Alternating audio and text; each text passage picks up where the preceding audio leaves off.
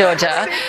Leading the news today, veteran broadcaster Alan Jones is gearing up for his second day on trial after day one kicked off with explosive allegations. The 85-year-old was present as the court heard the first details of the alleged crimes. The retired radio host is accused of 20 counts of indecent assault and 2 counts of sexual touching. Alan Jones has denied all allegations.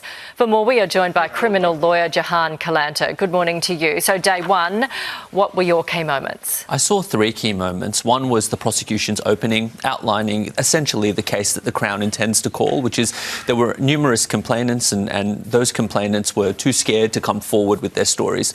The second was the defence opening, which was around the credibility and reliability of the witnesses, and perhaps that other people in the world of broadcasting held a grudge and that there would be challenges.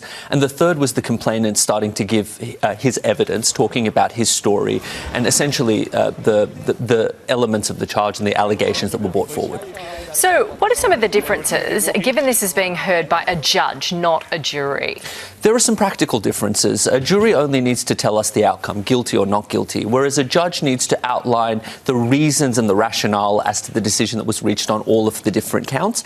And also, in terms of practical, they are both the umpire as well as the player. So they need to hold the facts in their heads, make rulings and eliminate or exclude evidence accordingly, which the law says that they can do. From what we understand at this stage, there's not much in physical evidence. It is first-hand accounts. How hard is this going to be for both sides then? It's very rare in a case like this for there to be a lot of forensic evidence. The prosecution stated that there was some text messages that they were going to rely upon. There was a letter written from a complainant to their mother. But it's very common that accounts are the only way that we can deal with a matter of this nature. And the delay in this cuts both ways. It hurts the prosecution because, it's hard to get the contemporaneous notes. But the defence, it's very hard to say what happened when 20-odd years ago. We saw Alan Jones yesterday. Will he be at the trial every day, do you think? I think so. It's expected that people attend their trials, and I believe he was taking notes. He was instructing his lawyers. It's the done thing.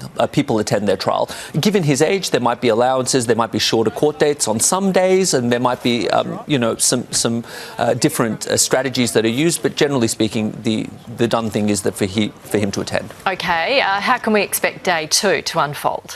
I think that we'll hear more of the testimony of the first complainant, and we may get to cross-examination, we may not. But remember, cases like this are a marathon, not a sprint. And this is, going to be several months of intense testimony day in and day out. Yes, more than 70 witnesses, as we understand. Thank you very much for your time. Here's Sherbo.